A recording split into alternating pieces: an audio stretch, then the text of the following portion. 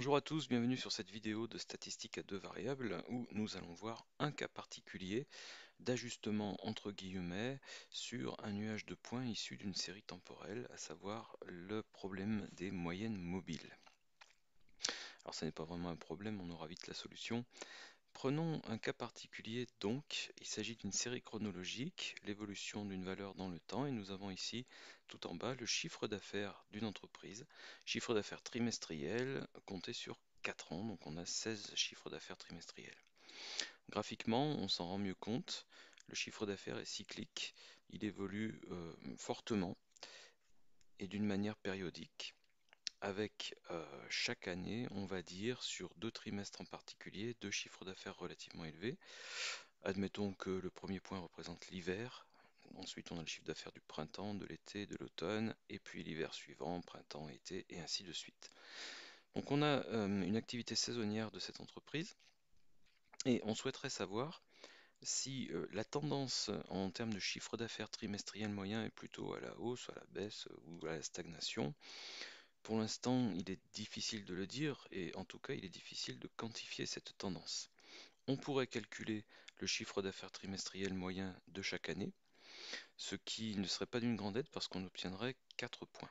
D'accord, donc 4 valeurs, et pour déterminer une tendance sur la durée, c'est un petit peu léger.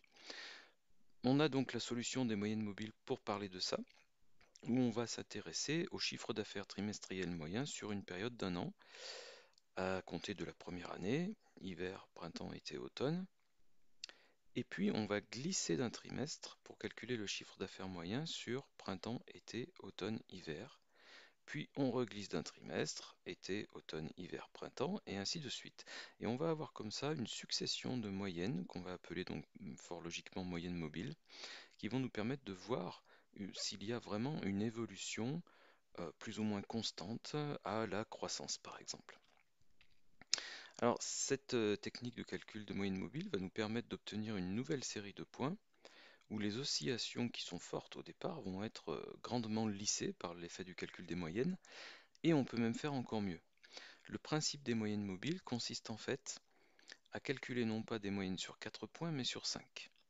Donc on va calculer la moyenne au démarrage de hiver, printemps, été, automne, hiver. Et bien sûr, comme on compte 2 hivers, ce qui fausserait le calcul du CA moyen, on va mettre des coefficients 0,5 au premier et au deuxième hiver. Et bien entendu des coefficients 1 aux 3 valeurs intermédiaires. Donc l'idée c'est ça, et à l'arrivée on va avoir donc une série encore plus lissée, avec des oscillations encore moins fortes. Voilà donc le principe des moyennes mobiles.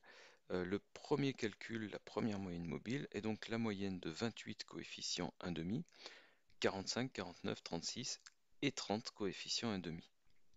La somme des coefficients étant égale à 4, on va donc additionner le tout et diviser par 4. 28 fois 0,5 plus 45 plus 49 plus 36 plus 30 fois 0,5, le tout divisé par 4.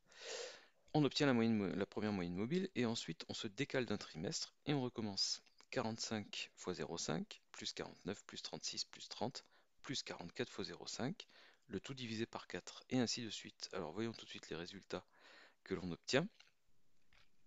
39,75 pour la première moyenne, 39,875 pour la deuxième, et ainsi de suite. Et donc on a la progression comme ça, jusqu'à la dernière moyenne mobile qui a été calculée sur les 5 derniers points.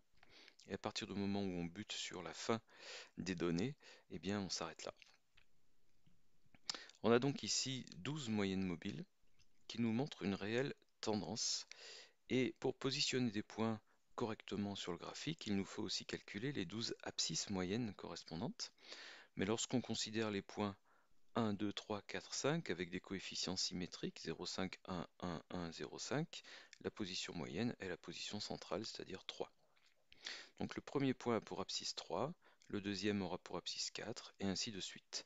Sur le graphique, ça donne cette répartition-là, où on voit qu'on n'a plus guère d'oscillation, et où on a, si on regarde précisément les valeurs, une tendance à la croissance quasi constante, avec parfois quand même quelques baisses, et puis on se remet à augmenter. En tout cas, on s'aperçoit qu'on a des chiffres d'affaires trimestriels moyens qui sont légèrement inférieurs à 40 millions d'euros ici, au démarrage. Pour la quatrième année, par contre, on est autour de 41 millions d'euros.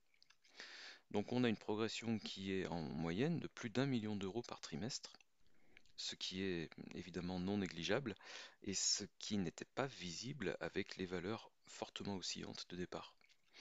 Donc voilà, ces moyennes mobiles ont un grand intérêt et sont assez pratiquées dans la vie courante, on va dire, hein, dans la vie de l'entreprise, dès qu'on a des valeurs qui présentent des vagues. Et puis, quand même, on est sur un cas particulier puisqu'on est sur une série chronologique, alors que dans le cas général, on a affaire à deux variables x, y comptées l'une à côté de l'autre et un nuage de points qui nous donne une distribution avec une certaine forme et non pas de belles vagues comme ici. Voilà, j'espère que vous aurez un peu mieux compris le principe des moyennes mobiles et je vous donne rendez-vous pour la prochaine vidéo. À très bientôt.